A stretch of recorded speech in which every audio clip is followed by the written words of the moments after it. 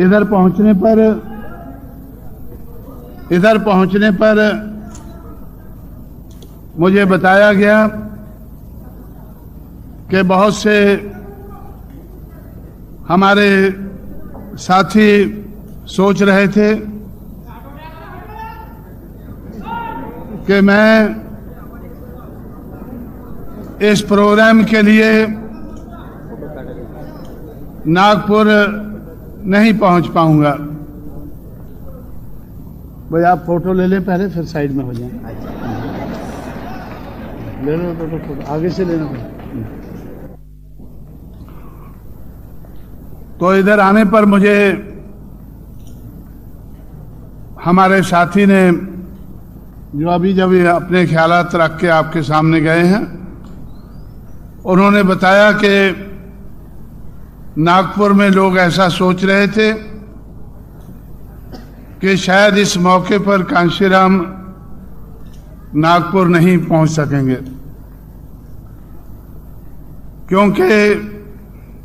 क्यों नहीं पहुंच सकेंगे? क्योंकि बहुत से लोग तो दिल्ली की तरफ जा रहे हैं। ये मौका ऐसा है जिस मौके पर बहुत से लोग दिल्ली की तरफ जा रहे हैं, तो कांशीराम को तो दिल्ली से आना है, तो इसलिए शायद वो नहीं आ सकेंगे। मैं आप लोगों से कहना चाहता हूं कि मैं दिल्ली से नागपुर पहुंचा हूं क्योंकि मैं समझ रहा हूं कि बहुजन समाज के लिए अभी दिल्ली दूर है।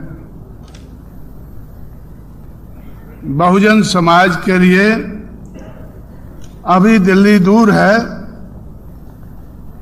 इसलिए नागपुर ही सही। अगर दिल्ली दूर है तो चलो नागपुर ही चलो। मुझे मालूम है अभी बम्बई भी दूर है। बहुजन समाज के लिए ऐसा लगता है कि बम्बई तो दिल्ली से भी ज्यादा दूर नजर आता मुझे।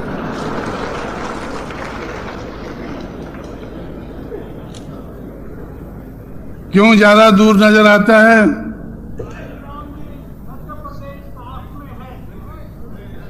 क्यों मुझे ज्यादा दूर नजर आता है? कि बाबा साहब अंबेडकर ने ज्यादा समय बॉम्बे में लगाया है, महाराष्ट्र की राजधानी में ज्यादा समय लगाया है। शायद उसके कारण बॉम्बे ज्यादा दूर हो गया है। इसलिए साथियों, में दिल्ली दूर होने के कारण आप लोगों के बीच में नागपुर में पहुंचा हूं, और ऐसे मौके पर पहुंचा हूं जब बहुजन नायक, एक हमारा मराठी का वीकली पेपर 17 साल पूरे कर चुका है। जब मुझे 17 साल की याद आती है तो मेरा दिल बहुत दुखी होता है। आप लोग सोचते होंगे जिन्होंने मुझे बुलाया है उन्होंने खुशी के कारण मुझे बुलाया है कि 17 साल बहुजन नायक के पूरे हो गए हैं। और मेरा दिल दुखी क्यों होता है कि जिंदगी के 17 साल बीत गए हैं और हम आगे नहीं बढ़े हैं। 17 साल जिंदगी के बीत गए हैं और हम जितना आगे बढ़ना चाहिए था, क्या उसके हिसाब से हम आगे बढ़े हैं? मुझे लगता है कि हम ज्यादा आगे नहीं बढ़े। जब 17 साल की याद आती है तो फिर मेरा ध्यान जाता है कि इस मौके पर देश भर में आजादी की गोल्डन जुबली मनाई जा रही है कि देश को आजाद हुए 50 साल बीत गए हैं। 15 अगस्त को आज बहुजन नायक के 17 साल बीत गए हैं और अंग्रेज गए हुए 15 अगस्त को 50 साल बीत जाएंगे। तो मैं सोचता हूं कि अंग्रेज जाने के बाद 50 साल में हमारा समाज कितना आगे बढ़ा है। 50 साल में हमारा समाज कितना आगे बढ़ा है। हम महात्मा फुले की बात करते हैं, शाहू महाराज की बात करते हैं, बाबा साहब अंबेडकर को याद करते हैं। किस लिए करते हैं कि उन्होंने एक मूवमेंट चलाई है। उन्होंने एक मूवमेंट चलाई है बहुजन के हित में। मनुवाद के आधार पर जिन लोगों को गिराया गया, पछाड़ा गया, अपमानित किया गया, वो लोग मान सम्मान के साथ जी सकें, उनका पिछड़ापन दूर हो सके, उसके लिए उन लोगों ने एक मूवमेंट चलाई है। और वो मूवमेंट कितनी आगे बढ़ी है पिछले 50 साल में। तो जब मुझे मेरा ध्यान उस मूवमेंट की तरक्की की तरफ जाता है तो भी मुझे दुख होता है। उस दुख के कारण मैं जगह जगह घूमता रहता हूं और आज आप लोगों के बीच में भी पहुंचा हूं। मैं बहुत खुश नहीं हूं, मैं काफी दुखी हूं कि हम पिछले 17 साल में एक मराठी का वीकली शुरू करके मीडिया के जगत में हम कितना आगे बढ़े हैं, उस तरक्की को देखकर दुखी हूं। और अंग्रेज जाने के बाद पिछले 50 साल में हमारे बुजुर्गों की शुरू की हुई मूवमेंट कितनी आगे बढ़ी है, उसको देखकर भी मैं दुखी हूं। और आप लोगों को दुखी करने के लिए मैं आप लोगों के बीच में पहुंचा हूं, ताकि आप लोग भी दुखी हों और शायद कुछ लोगों में गैरत पैदा हो जाए और उस गैरत के कारण उठकर काम में लग जाएं, सोचने लगें, समझने लगें। और वो सोच जो हमारे बुजुर्गों की कुछ रंग लाई है, हमारी सोच भी रंग ला सके। अगर पिछले 50 साल में हम आगे नहीं बढ़े हैं तो आने वाले समय में तो हमें किसी मंजिल तक पहुंचना चाहिए। मीडिया एक बहुत इम्पोर्टेंट चीज है मूवमेंट को चलाने के लिए। आप लोग मेरे से ज्यादा जानते हैं क्योंकि बाबा साहब अंबेडकर ने भी इसके बारे में आप लोगों को काफी बताया है। उन्होंने भी 1922-23 से मीडिया के बारे में सोचकर उन्होंने भी इस दिशा में आगे बढ़ने की कोशिश की। 1922 से लेकर 1956 तक वो कितना आगे बढ़े, ये भी आप लोगों के सामने है। क्या उससे वो खुश थे? मुझे एक मौके पर दिल्ली में मेरे पास प्रोफेसर चिटनिस औरंगाबाद से मेरे पास पहुंचे। जब हम लोगों ने पब्लिकेशन के बारे में, मीडिया के बारे में सोचना शुरू किया, तो वो मुझसे कहने लगे कि 1955 और 56 में बाबा साहब अम्बेडकर बहुत ज्यादा दुखी थे मूवमेंट के बारे में और मीडिया के बारे में भी। वो सोच रहे थे कि मीडिया के मामले में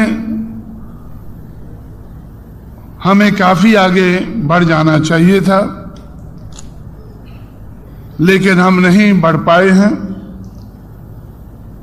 आपने जो प्लान बनाया है मीडिया के मामले में,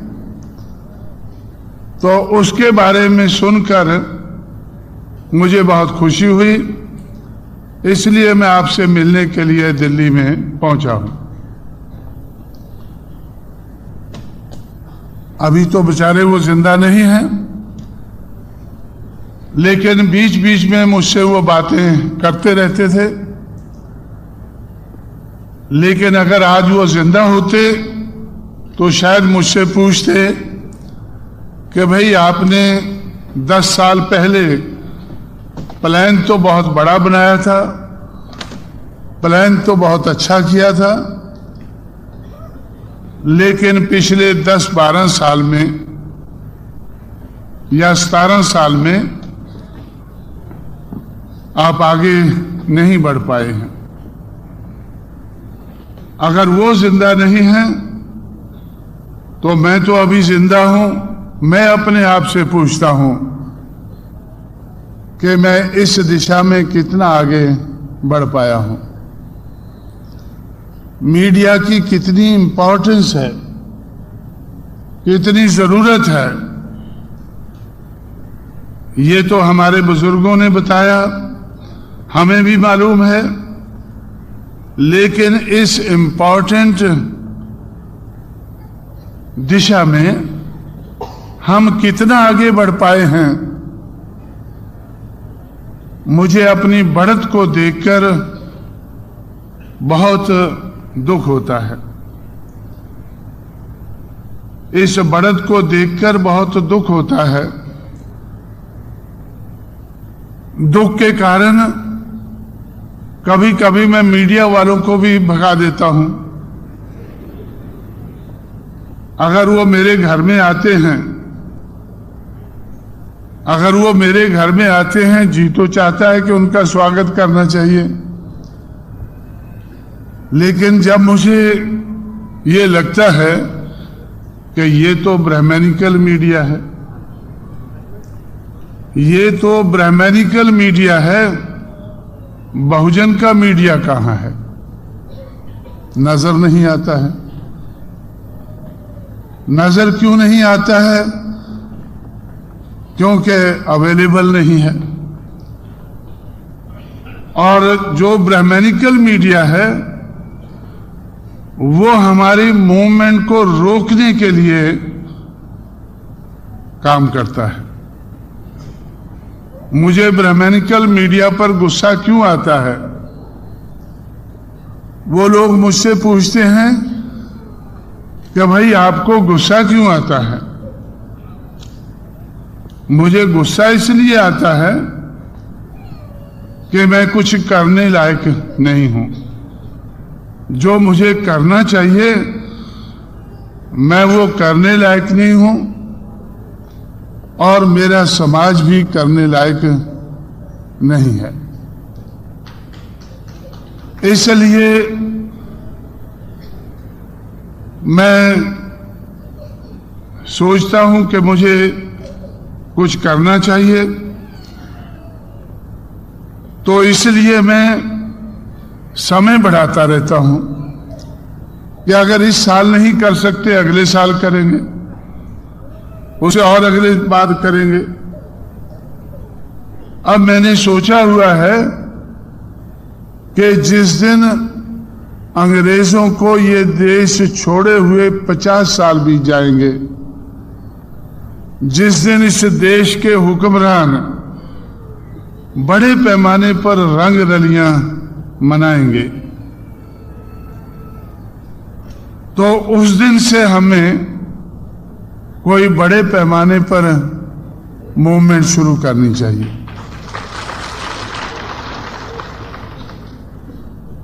करनी तो बहुत पहले चाहिए थी, लेकिन मैं पीछे हटते हटते इधर तक पहुंच गया हूं कि 15 अगस्त से 1947 से हमें बड़े पैमाने पर मूवमेंट शुरू करनी चाहिए। मूवमेंट के लिए मीडिया की जरूरत है, तो मीडिया की दिशा में भी हमें बड़े पैमाने पर आगे बढ़ना चाहिए। इसलिए साथियों, आप लोगों के सामने भी मैं ये बात रखना चाहता हूं। ये सोचकर ही आप लोगों के सामने मैंने ये बात रखी है कि आप लोग भी सोचें। जिस बाबा साहब अंबेडकर के हम नारे लगाते हैं, उन्होंने मीडिया की दिशा में 1922 से लेकर 1956 तक 55 तक क्या कोशिश की है, और उसके बाद उनके बाद जाने के बाद महाराष्ट्र में हम लोगों ने कितनी कोशिश की है और हमारी कोशिश कितना रंग लाई है। सिर्फ कोशिश करना ही जरूरी नहीं है, लेकिन वो कोशिश रंग भी लाना चाहिए। कोशिश में कामयाबी भी होनी चाहिए। अगर बाबा साहब अंबेडकर ने रिपब्लिकन पार्टी बनाई है, अगर बाबा साहब अंबेडकर ने राजनीति में आगे बढ़ने के लिए कोशिश की है और उस दिशा में बाबा साहब के लोग अभी भी कोशिश कर रहे हैं, तो वो कोशिश कितना रंग लाती है राजनीति में। अगर हम आगे बढ़ते हैं, मैं भी समझता हूं कि हमारा लक्ष्य अभी भी सामाजिक और आर्थिक ज्यादा है। बहुजन समाज की जरूरत सामाजिक और आर्थिक दिशा में बढ़ने की बहुत ज्यादा है राजनीति के मुकाबले में। लेकिन राजनीतिक सत्ता भी बहुत जरूरी है। तो राजनीतिक सत्ता हासिल करने की दिशा में हम या हमारी मूवमेंट कितनी आगे बढ़ी है, उसके बारे में भी सोचना बड़ा जरूरी है। राजनीतिक सत्ता में, अरे यार मेरी आंखें ठीक नहीं है तो थोड़ा, तो राजनीतिक सत्ता में उस दिशा में हम कितना आगे बढ़े हैं। क्योंकि राजनीतिक सत्ता जो है वो भी एक गुरु किल्ली है। मैं अपनी तरफ से नहीं कहता हूं, जिस बाबा के आप लोग नारे लगा रहे हैं उनकी तरफ से ही कहता हूं कि राजनीतिक सत्ता एक गुरु किल्ली है जिससे आप बहुत से ताले खोल सकते हैं। राजनीतिक सत्ता में हम अपने पैरों पर खड़े होकर कितना आगे बढ़े हैं तो देखना पड़ता है कि हम लोग कितने मेंबर पार्लियामेंट चुनकर पार्लियामेंट में भेजते हैं, कितने एमएलए चुनकर हम असेंबलियों में भेजते हैं, और कितने हम कारपोरेटर चुनकर कारपोरेशंस में भेजते हैं, कितने हमारे मेयर हैं, कितने मुख्यमंत्री हैं, कितने हमारे सेंटर में हमारा शेयर है। प्रधानमंत्री तो दूर की बात है, लेकिन कितना हमारा शेयर है ये देखना पड़ता है। मुझे ऐसा लगता है कि महाराष्ट्र में आप लोग इसके बारे में बिल्कुल नहीं सोचते हैं। अगर सोचते होते तो आप जानने की कोशिश करते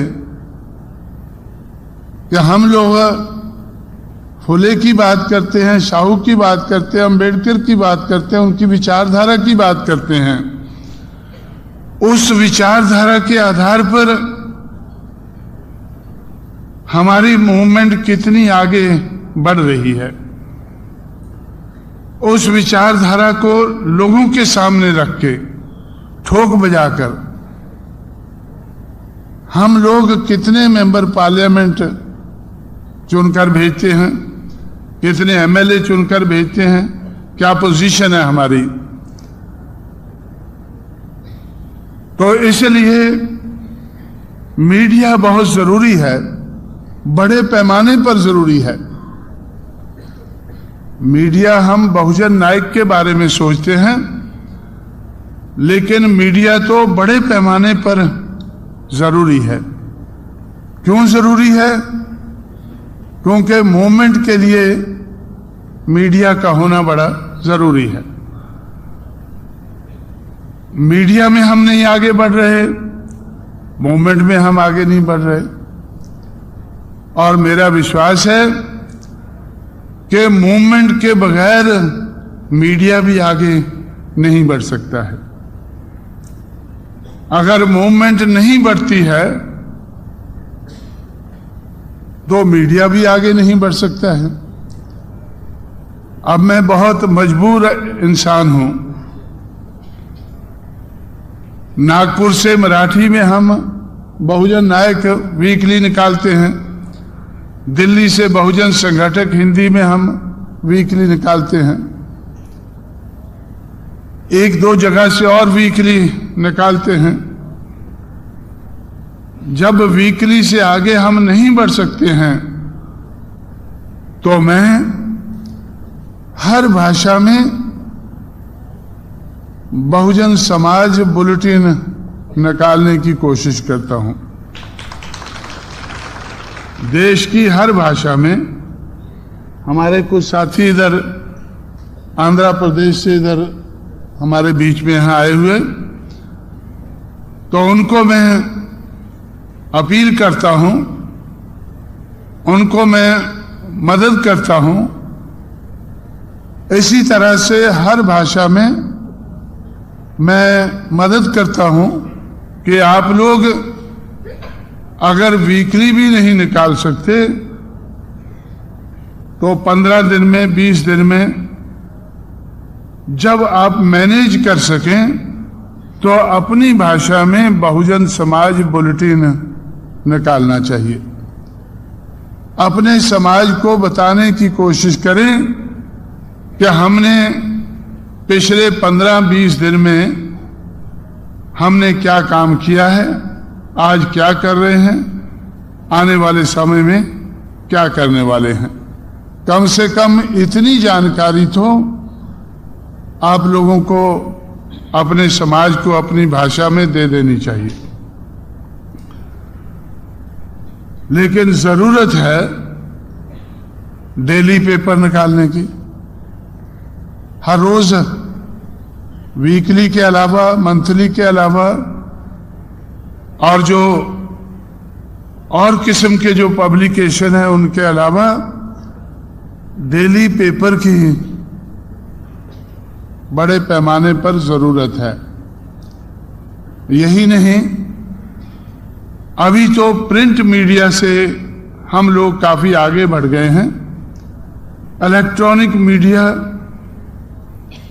आज प्रिंट मीडिया से को बहुत पीछे छोड़ गया है। इलेक्ट्रॉनिक मीडिया आज प्रिंट मीडिया को बहुत पीछे छोड़ गया है। जब मैंने कैमरा मैन को, जो इलेक्ट्रॉनिक मीडिया के लोग मुझे डेली परेशान करते थे मेरे घर में आकर, जब मैंने उनको भगाया तो हर रोज वो इलेक्ट्रॉनिक मीडिया से आपके सामने पेश करते थे कि कांशीराम ने हमें कैसे भगाया। आप लोग भी सोचते होंगे कि भाई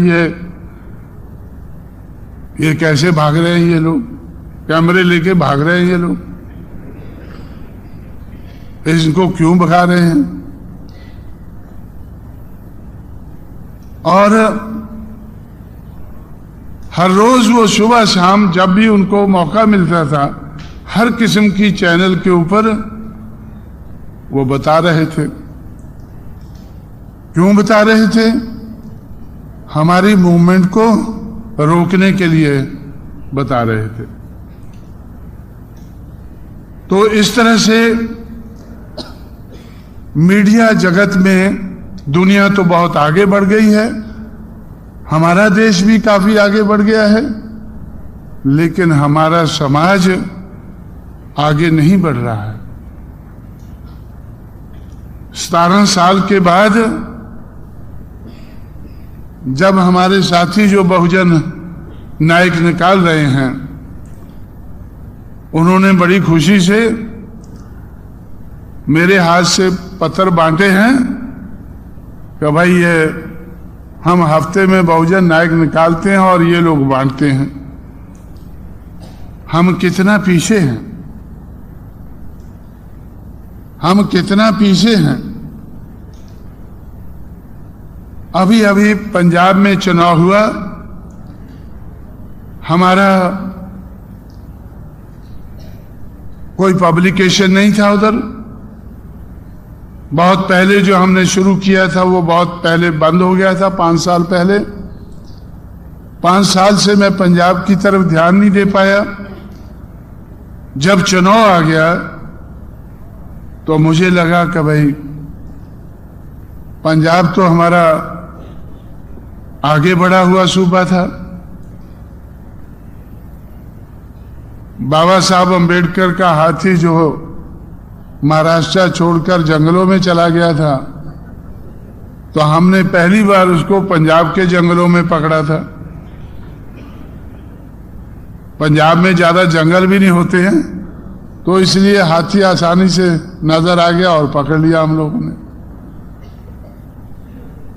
और उसी पंजाब में जब मुझे लगा कि 5 साल से मैं ध्यान नहीं दे पाया हूं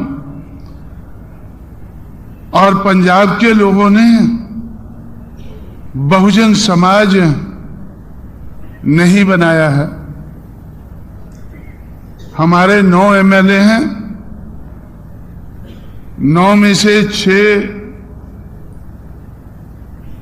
आदि धर्मी हैं, 9 में से 6 आदि धर्मी हैं, आदि धर्मी चमार हैं, हिंदू चमार हैं, और 2 रामदासी हैं, सिख चमार हैं, और 1 मजहबी है, सिख वाल्मीकि है। तो इसलिए पंजाब में हमारी पार्टी आदि धर्मी, मजहबी और रामदासी, इन 3 लोगों की पार्टी है। बहुजन समाज तो बनाया नहीं इन्होंने, तो ये कैसे जीतेंगे? तो वो लोग सोच रहे थे पंजाब के कि कांशीराम आएगा, किसी से समझौता करेगा और समझौते में हम जीत जाएंगे। जैसे हम लोगों ने साल पहले अकाली पार्टी से समझौता किया और हमारे 3 मेंबर पार्लियामेंट चुनकर आ गए। लेकिन पंजाब के अलावा बाकी जगह तो हमने कोई समझौता नहीं किया था, ना उत्तर प्रदेश में किया, ना मध्य प्रदेश में किया। तो उत्तर प्रदेश में हमारे 6 MP चुनकर आए, मध्य प्रदेश से 2 चुनकर आ गए। और मुझे पूरा भरोसा है कि अगर पंजाब में हमने अकाली दल से समझौता ना किया होता तो हमारा कोई भी चुनकर ना आता, महाराष्ट्र जैसा हाल हो जाता। तो इसलिए जब हमारा किसी से समझौता नहीं हो पाया, और समझौता क्यों नहीं हो पाया? तो इसलिए जब हमारा किसी से समझौता नहीं हो पाया, और समझौता क्यों नहीं हो पाया? कि इस देश में बहुजन समाज पार्टी के अलावा हर पार्टी मनुवादी पार्टी मुझे नजर आती है, और कोई मनुवादी पार्टी नहीं चाहती है कि बहुजन समाज की मूवमेंट बने और आगे बढ़े। ये कोई पार्टी नहीं चाहती है। अगर उनको समझौता करना पड़ता है तो अपनी मजबूरी की हालत में करना पड़ता है। तो हम अगर कामयाब हुए हैं महाराष्ट्र के बाहर, तो हमारी कामयाबी सिर्फ यही है कि हम लोगों ने दूसरों को मजबूर कर दिया है। जो भी आज दिल्ली के तख्त के दावेदार हैं,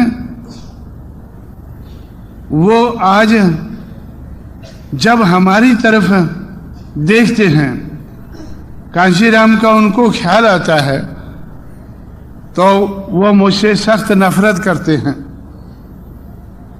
मुझसे सख्त नफरत करते हैं कि इस आदमी ने हमें मजबूर कर दिया है।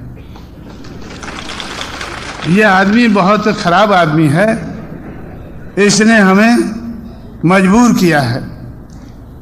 और मजबूर होकर फिर वो मेरे घर में भी आ जाते हैं या किसी और जगह भी मिलते रहते हैं। लेकिन मजबूरी की हालत में उनको मुझसे मिलना पड़ता है। मजबूरी की हालत में उन लोगों को मुझसे मिलना पड़ता है। अभी हमारा समाज इसी से खुश हो जाता है कि कम से कम हमने उनको मजबूर तो कर दिया है। लेकिन साथियों, हमें दूसरों को मजबूर करना, ये तो मैं समझता हूं एक स्टेपिंग स्टोन है, आगे बढ़ने के लिए एक कदम है। लेकिन बहुजन समाज को मजबूत करना, ये हमारा मुख्य लक्ष्य होना चाहिए। बहुजन समाज को मजबूत करना, ये हमारा मुख्य लक्ष्य होना चाहिए। हमारे साथ कोई समझौता करे ना करे, हमारे साथ कोई समझौता करे ना करे, हमें कोई फिक्र नहीं होना चाहिए। फिक्र दूसरों को होना चाहिए कि भाई अगर इन्होंने समझौता ना किया हमसे तो हमारा क्या होगा। जैसे पंजाब में हमारा कांग्रेस से समझौता नहीं हुआ। अगर कांग्रेस से समझौता हो जाता तो आज पंजाब में कांग्रेस और बीएसपी की सरकार बनी होती। अभी भी अगर कांग्रेस के वोट और बीएसपी के वोट मिला लें तो भी सरकार बनती है। हालांकि अगर मिलकर चुनाव लड़ें और दावा करें कि हमारी सरकार बनेगी, तब ज्यादा चुनकर आते हैं। अब चुनकर भी नहीं आए हैं, लेकिन अगर वोट बना ले तो हमारे वोटों से, मिले जुले वोटों से पंजाब में सरकार बनती है। तो इसलिए कांग्रेस को बड़ा दुख है कि हमारी सरकार होती, हमारा मुख्यमंत्री होता और बीएसपी के भी कुछ मंत्री होते, बीएसपी के भी कुछ मंत्री हो जाते। लेकिन जब समझौता कर रहे थे तब उनको डर लगता था बीएसपी से कि भाई हमारे तो सरकार बन जानी चाहिए, हमारा मुख्यमंत्री बन जाना चाहिए, लेकिन अगर बीएसपी के बगैर बन जाए तो कितना अच्छा होगा।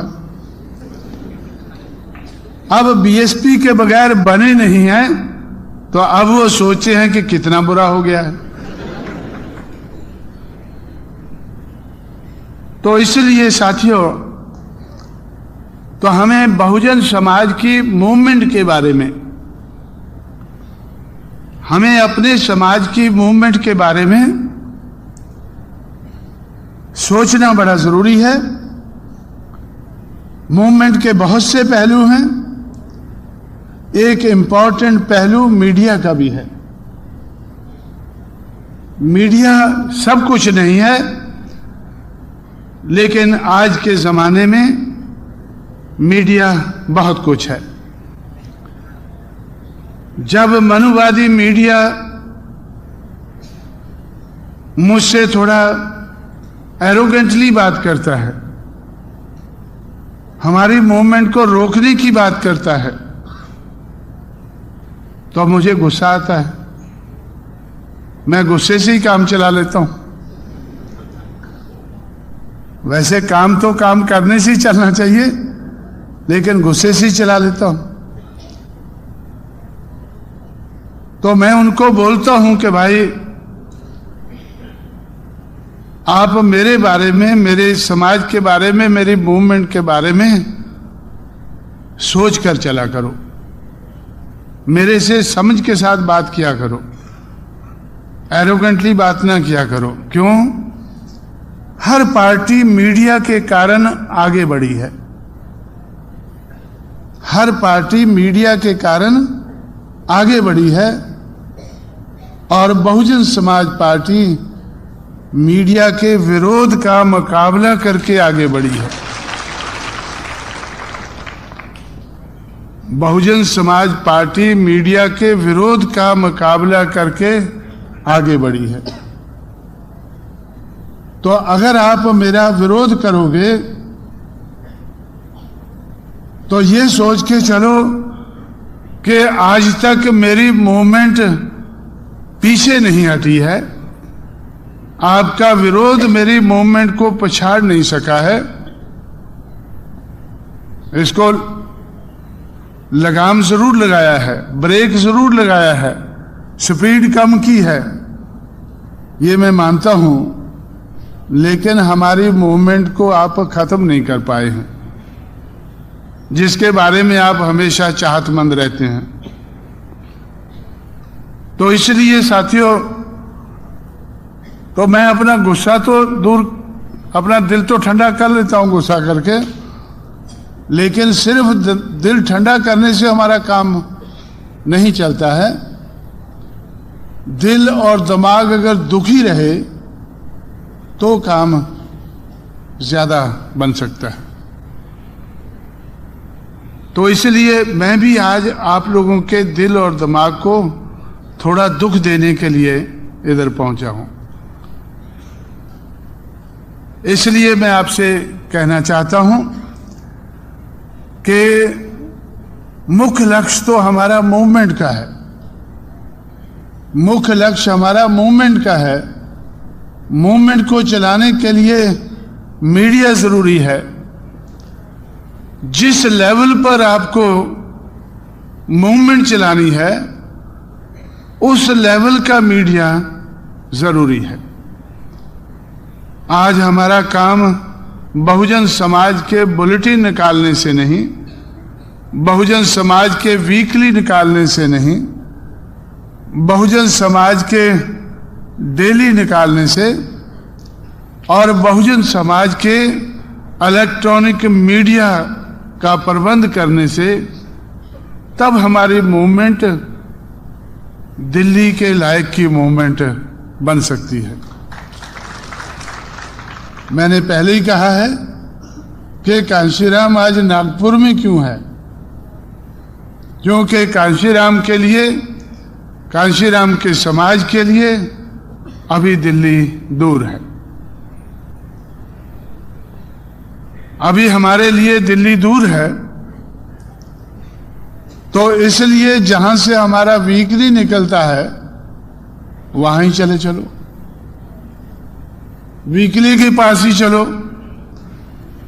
अगर डेली कहीं नजर नहीं आता है और डेली पेपर का कोई असर नजर नहीं आता है, अगर इलेक्ट्रॉनिक मीडिया नजर नहीं आता है, तो चलो वीकली के पास ही चलो। तो इसलिए साथियों, मैं आपका ध्यान मूवमेंट की तरफ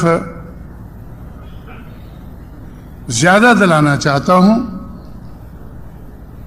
और आप लोगों से अपील करना चाहता हूं कि जब आप फुले के बारे में सोचें, शाहू के बारे में सोचें, आवाज निकालें, अंबेडकर के बारे में सोचें, आवाज निकालें, तो थोड़ा समझकर आवाज निकालनी चाहिए। मेरी तो आवाज बंद हो जाती है, बड़ी मुश्किल से मैं आवाज निकालता हूं कि भाई हम अपनी जिम्मेवारी नहीं निभा रहे हैं। क्यों मेरी आवाज बंद होती है? कि जो हमारी जिम्मेवारी है हमारी मूवमेंट के प्रति, हम वो नहीं निभा रहे हैं, लेकिन फिर भी आप लोगों के मुकाबले में ज्यादा निभा रहे हैं। आप लोग मुझे या मेरी आवाज को क्यों सुनना चाहते हैं? कि आपको भी लगता है कि ये आदमी जिम्मेवारी ज्यादा निभा रहा है, लेकिन जिस लेवल पर मुझे जिम्मेवारी निभानी चाहिए उस लेवल पर मैं नहीं निभा रहा हूं। और अगर हम मिलजुल कर काम करें, बोझ बांट लें, बोझ को बांटकर अगर हम चलें तो हम ज्यादा बोझ उठा सकते हैं, ज्यादा जिम्मेवारी निभा सकते हैं मिलजुल कर। लेकिन मिलजुल कर चलना महाराष्ट्र के लिए तो सबसे ज्यादा मुश्किल नजर आता है। मैं बहुजन समाज की बात करता हूं, मैं बहुजन समाज की बात करता हूं, और महाराष्ट्र में तो बहुजन समाज, या अगर बहुजन की बात करनी है तो कांशीराम को या कांशीराम की मूवमेंट को रोकने के लिए बात करनी है।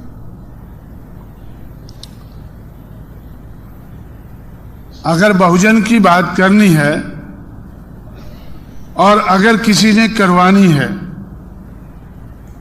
अगर किसी ने बहुजन की बात करवानी है, अगर किसी ने बहुजन संघ बनवाना है, तो इसलिए बनवाना है कि कहीं कांशीराम का बहुजन समाज महाराष्ट्र में ना आ जाए, कहीं कांशीराम का बहुजन समाज महाराष्ट्र में ना आ जाए, तो चलो बहुजन संघ बना लो, घेरो उसको। कि बहुजन की बात तो महाराष्ट्र में पहले ही चल रही है, लेकिन बहुजन संघ कितना कामयाब होता है?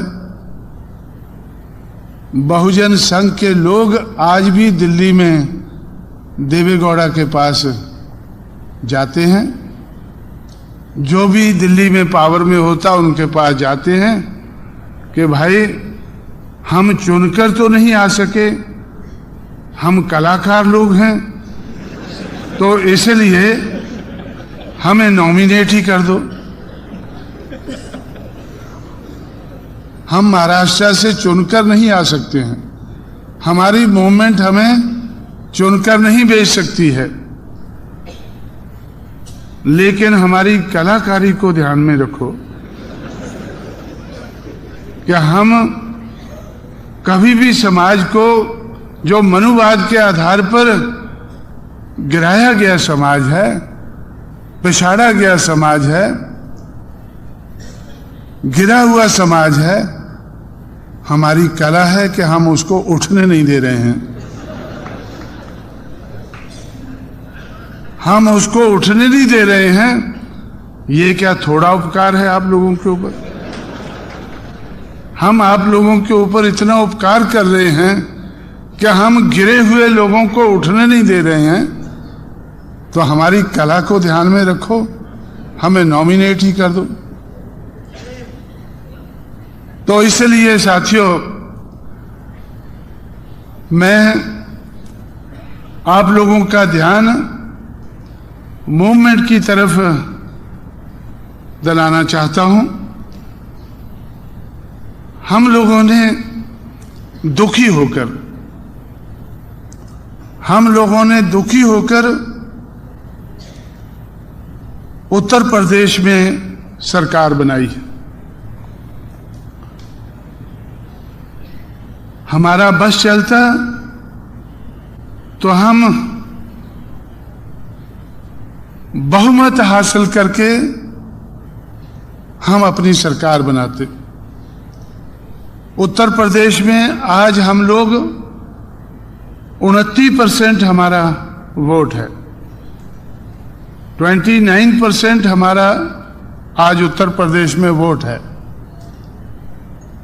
बीजेपी का 31% वोट है, कांग्रेस का 4% है,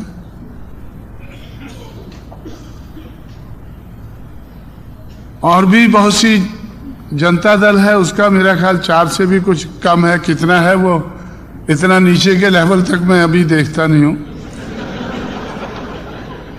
लेकिन मैं ये जरूर देखता हूं कि 29% हमारा है और 31% बीजेपी का है। 2% या 3% वोट हमारा और बढ़ गया होता। किसका? जिसको हम बहुजन समाज कहते हैं, जिसके पास वोट की कोई कमी नहीं है, उसका वोट 3-4% और बढ़ गया होता तो बहुजन की सरकार बन गई होती। लेकिन दुखी तो मैं भी हूं, लेकिन दुखी सारा संसार है, क्योंकि अगर बहुजन समाज पार्टी उत्तर प्रदेश में अपनी सरकार नहीं बना पाई है तो किसी दूसरे की भी बनने नहीं दी है, किसी दूसरे की भी सरकार नहीं बनने दी है। तो मैं सोचता हूं कि हम बीजेपी से 2% नीचे रह गए हैं। और बीजेपी क्या सोचती है कि भाई हमने जब पार्लियामेंट का चुनाव हुआ उत्तर प्रदेश में तो 52 पार्लियामेंट की सीटें, 52 पार्लियामेंट की सीटें हम जीते और 236 सेगमेंट पे, 236 एमएलए की सीटों पे हम पहले नंबर पे थे।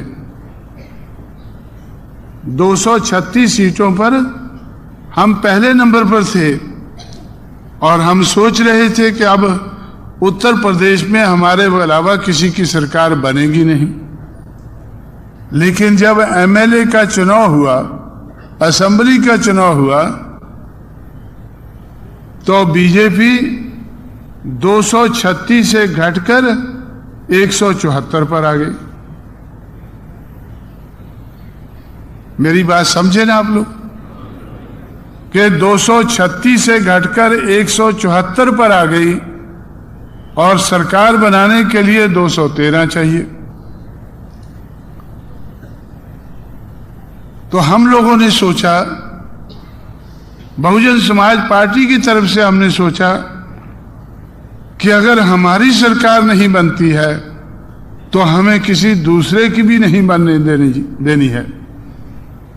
इसलिए हमारी कामयाबी सिर्फ इसी में हुई है कि हमने बीजेपी की 62 सीटें कम कर दी, 62।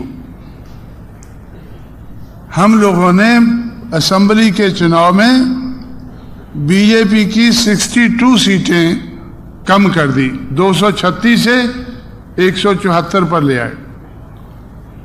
और जब वो गवर्नर के पास जाते हैं कि भाई हमारी सरकार बनाओ, गवर्नर कहता है 213 दिखाओ। आप लोगों ने सुना होगा कि भाई सरकार बनानी है तो 213 दिखाओ, सरकार बनानी है तो 213 दिखाओ, 213 की सरकार बनेगी। तो वो सर पे पीटते हैं कि भाई हम 236 से 213 पर ही लटक जाते तो भी सरकार बन जाती, लेकिन हम 174 पर आ गए। और 174 पर लाया कौन है? बहुजन समाज पार्टी लाई है। 236 से 174 पर बहुजन समाज पार्टी ने उनको लाया है। तो इसलिए वो बहुजन समाज पार्टी को अंदर अंदर बुरा भला भी बहुत कहते होंगे, लेकिन मेरे मुंह पर तो नहीं कह सकते, क्योंकि मेरे से मिलकर भी चलना है। जब मेरे से मिलकर चलना है तो मेरे मुंह पर तो नहीं कहे कि तेरा सत्यानाश, हमने 236 से हमें 174 पर तो ले आया। और मुझसे तो यही कहेंगे कि तेरा भला हो जाए, चलो मिलजुल कर ही सरकार चला लेते हैं। तो इसलिए साथियों, तो हमें अपनी मूवमेंट के बारे में ये सोचना है, हमारी मूवमेंट के बारे में सोचना है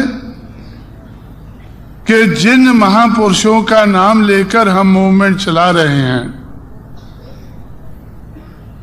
तो उन महापुरुषों के नाम को हम कहीं कलंक तो नहीं लगा रहे।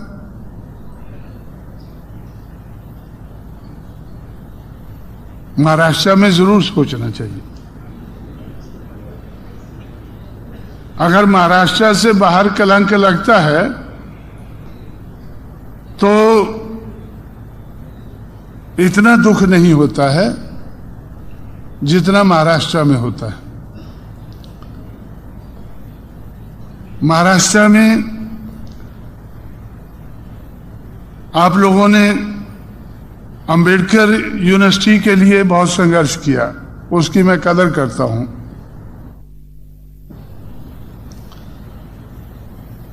लेकिन आप लोगों का संघर्ष सही नहीं था।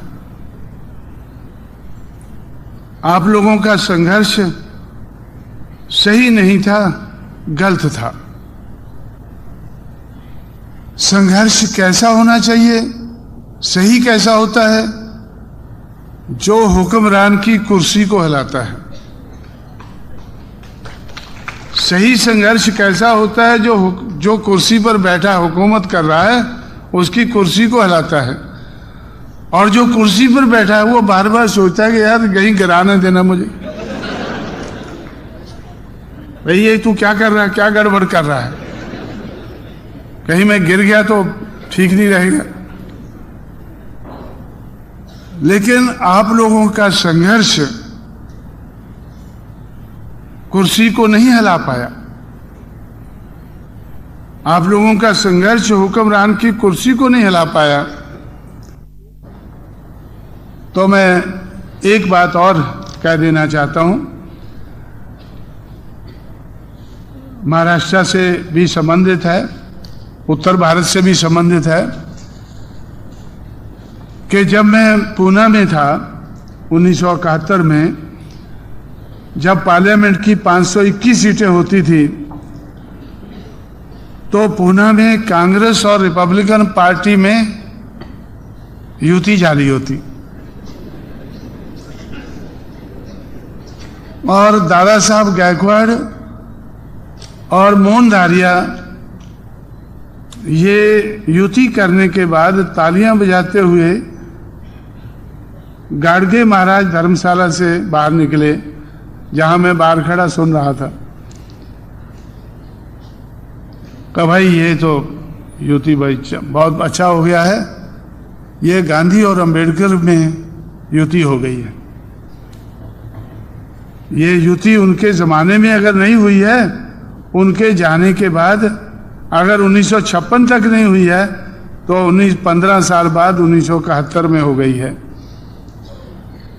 गांधी और अंबेडकर में युति हो गई है। तो मैं बोला भाई युति का नतीजा क्या है, भाई कैसी युति होगी? वो बोलने लगे कि 520 सीटें गांधी लड़ेगा और 1 अंबेडकर लड़ेगा। तो मुझे एकदम झटका सा लगा कि भाई ये कैसी युति जाली है? ये अंबेडकर के हिस्से में 1 ही सीट आई है। इससे बेहतर है कि हम गांधी और अंबेडकर का नाम ना लें। लेकिन अब मैं कौन होता हूं लेने वाला? ये तो लेने वाले नाम ले रहे हैं। अंबेडकर की तरफ से दादा साहब गायकवाड़ ले रहे हैं और गांधी की तरफ से मोहन धारिया ले रहे हैं। मैं तो वैसे ही बीच में सुनने वालों में हूं, लेकिन मुझे अच्छा नहीं लगा। तो उत्तर प्रदेश में जब हम लोगों ने युति की कांग्रेस के साथ, हमने भी अनाउंस कर दिया कि भाई ये गांधी और अंबेडकर की युति है,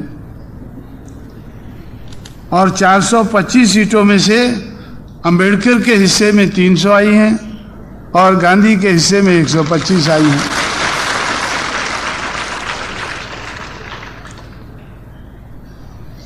तो मुझे अच्छा लगा, मेरे लोगों को भी अच्छा लगा। आप लोगों ने तालियों से इसका स्वागत किया, आपको भी अच्छा लगा होगा।